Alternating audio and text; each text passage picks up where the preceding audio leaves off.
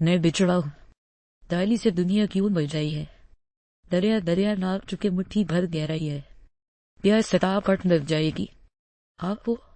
آدھی نے لال نے رکھی چیز کے ساتھ اچھل کود کرتی بیا کو گھولتے ہوئے کہا، لیکن سنتا کون ہے؟ کہ وسداق پا عمل پیرا بیا نے ایک کان سے سن کے دوسرے کان سے نکال دیا۔ وہی پاس سامنے والے گھر کے ٹیرس پر ایک شخص انتہائی دلجمعی اور فرست سے بیا کی ایک حرکت کا جائزہ لے رہا تھا، جیسے اس سے بڑھ کر کچھ اہم کام نہ ہو۔ آدھی کی آ بکا وقفے وقفے سے جاری تھی۔ اچانک اندوناک جی اپنے آدھی کے ساتھ ساتھ اوپر کھڑے شخص کی بھی ایک لمحے کو سانس ساکن کی، جب کہ مکرمہ بیا رحمت اپنے کارنامے کے بعد وہ پڑ گیا ہنسی کا دورہ پا عمل پیرا ہوتے اب نال کی تھا پا او پفارے ہنسنے میں مشہور۔ وہی سامنے والے گھر کا گیٹ زور سے بند ہونے اور چند سیکنڈ بعد روشنی ولا کی گھنٹی بجنے کی آواز سنا دی۔ گیٹ کے پردے بنا کسی نچچاہٹ کے آنے والے کے لیے گیٹ واقع۔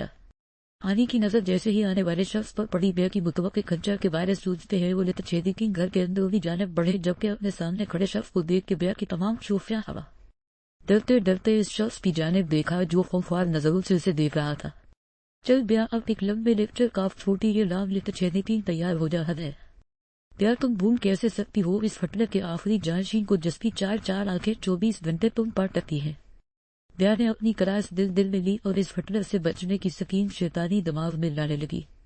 لیکن بیا رحمت کی حیرت کی انتہا اس وقت ختم ہو جب وہ ہٹلر کا آخری جانشین صرف آنکھوں کے وائر کرتا اندر کی جانب بڑھ گیا۔ بیا کو سمجھ نہیں آ رہا تھا کہ وہ اس پہ اس طرح جانے پا خوش ہو یا حیرت سے نیند میں جین مرف لت چھیدی تھی۔ ابھی وہ اسی کشمکش میں تھی کہ وہ صاحب جیسے لت چھیدی تھی ویسے ہی چلتے بنے۔ فلاس کہتے ہوئے وہ آنی کو آوازیں دیتے اندر داخل ہو، اس بات سے بے خبر کے چند لمحے پہلے جو خوشی ملی ہے اس کا وقت تمام ہوا چاہتا ہے۔ سر لیفٹیننٹ شاہ جی کیوں سے رپورٹ کر رہے ہیں؟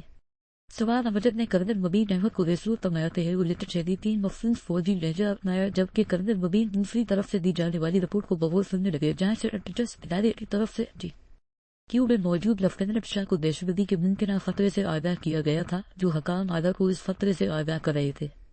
کرنل مبین نے ریسور کرنل پر رکھا اور پرسوچ انداز میں آگے کا لائحہ عمل تیار کرنے لگے۔ ان کے اور ان کی ٹیم کے پاس وقت کم تھا، جبکہ چیلنج بڑا، لیکن ان کو اپنی ٹیم پر پورا بھروسہ تھا کہ وہ دشمن کے عزائم کامیاب نہیں ہونے دیں گے۔ بیا کے حواسوں پر تو گویا بم پھوڑا گیا تھا۔ ایسے کیسے آنی رٹس فاؤل پلے نو نیور ایو، ہم کہیں نہیں جا رہے، اور ویسے بھی مما پپا نے گھر سے باہر فضول جانے پر سختی سے منع کیا ہے۔